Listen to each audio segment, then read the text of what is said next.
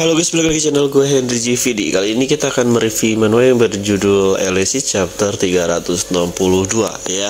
Dimana di sini akhirnya Jiwo kalah juga. Ya sebenarnya sih dibikin pedang juga bisa, sama penulisnya dibikin kalah juga bisa. Tapi harusnya karena ini lawannya menurut gua agak susah, terus juga menurut pandangan penulis ya, ini penulis ya, kalau gue penulis ya pun kayaknya kalau menang terus ngelawan top 10 dunia tuh kayak gimana ya, kayak ketahuan banget kalau peran utamanya itu kayak di buff banget ya, dibikin di-cheat banget gitu, dibikin menang terus kan. Jadi kalau gue jadi penulisnya ya gue sengajain kayak ya dia kalah lah, bakalan kalah gitu ya. Tapi di sini juga kenapa si lawannya itu kelihatan di sini aktingnya kelihatan kayak menyadari kalau dia tuh nggak kayak kelihatan baik gitu ya, kayak ngelihat usaha dari Jiwo tuh dia kayak terharu gitu, kayak wah berarti ini orang bener-bener awak sejati ya. Nah, gue kasih tahu yang pertama ya karena si penulis gak mau si karakter dari lawannya ini ngebunuh si Jiwo ya.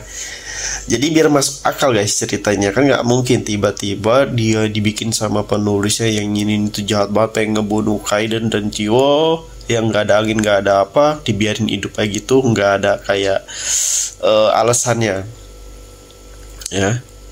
Nah, kecuali kalau sifatnya si karakter ini yang lawannya ini tuh sifatnya tuh sifat yang suka main-main.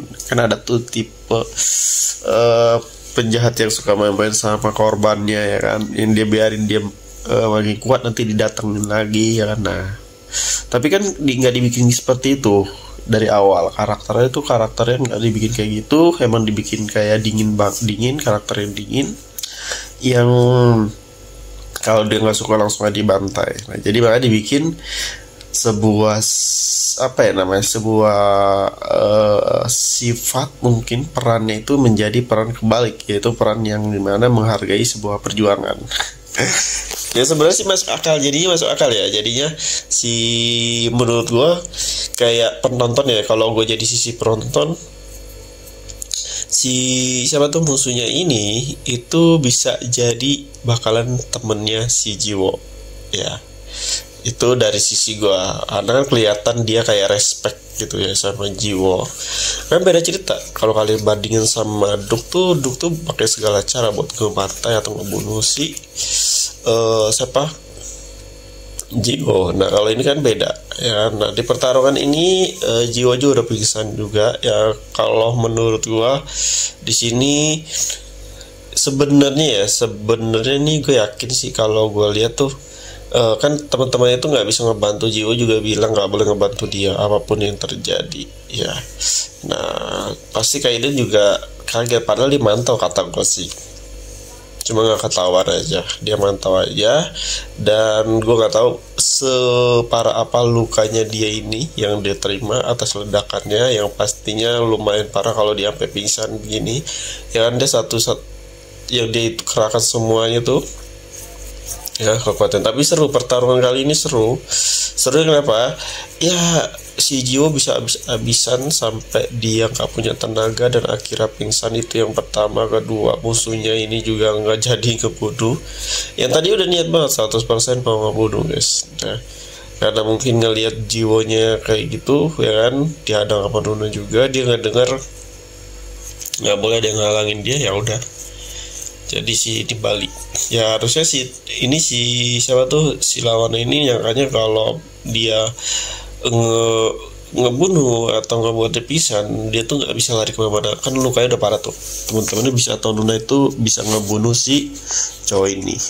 Dia bilang dia tuh merasa begitu guys. Kan dia nggak bawa siapa-siapa, Andre nggak ada gurunya, terus para anggota frame juga nggak ada yang ikut. Ya udah, dia juga ngerasa kayak dia ada di Korea, tinggal tobat dibunuh itu mah ya kan. Nah, dia ngerasa kayak gitu ya, tapi padahal enggak.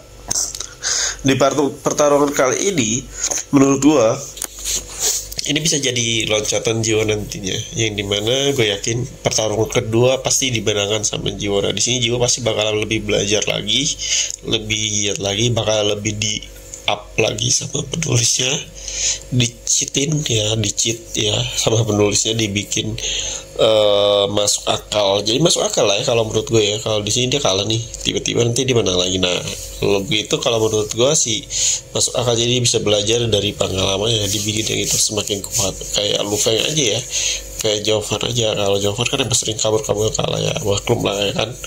Namanya juga Manoa yang temanya murim.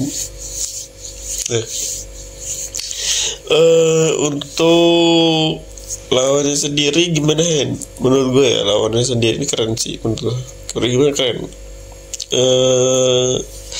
Terlalu ngeremehin lawan itu yang pertama. Di awal dia tuh kayak main-main, dia sama kayak Nuk, tapi ini lebih, dia tuh lebih enggak itu juga sih. Dia juga meskipun kayak main-main tapi tetap waspada ya. Buktinya dia masih bisa menang. Mungkin kalau dia kayak Duk ya udah bakalan KO yang ada ya kan. KO nya kenapa ya, itu selalu ngeremehin Jiwa bla bla bla. Dan dia juga ngeremehin di awal ya kan.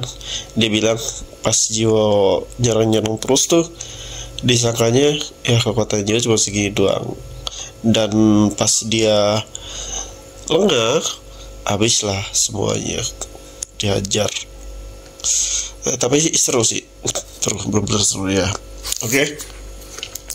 Jadi di video ini akan menjadi sebuah pengobatan. Catherine turun tangan untuk menyembuhkan luka-luka Jiwa ya. Gue nggak tahu apakah dibikin cerita si Jiwa agak susah untuk sembuh, tapi kayak enggak ya, karena lukanya juga nggak sampai menghancurkan chordnya dia. Beda sama dulu dia bertarung habis-habisan, musuhnya itu benar-benar pengen ngeburu dia sampai ngancurin chordnya dia, ngeretakin malah.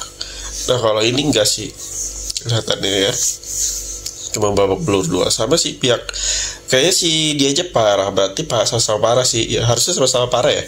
Kalau si musuhnya bilang chordnya dia hampir pecah, terus sebagian badannya juga luka parah ya, sama berarti si Jiwa juga begitu. Nah kayaknya sih lawannya ini akan melakukan pengobatan sementara di Korea dulu ya, nggak mungkin langsung terbang kayaknya ya, mungkin disuruh Nuna ya kan, disuruh di Korea dulu untuk pengobatan. Oke. Cukup sampai sini. Jadi terima kasih sudah nonton video gua ya. Kalau kalian mau menghasilkan uang dari rumah bisa cek di playlist YouTube gua, bisa masuk ke grup gua gratis.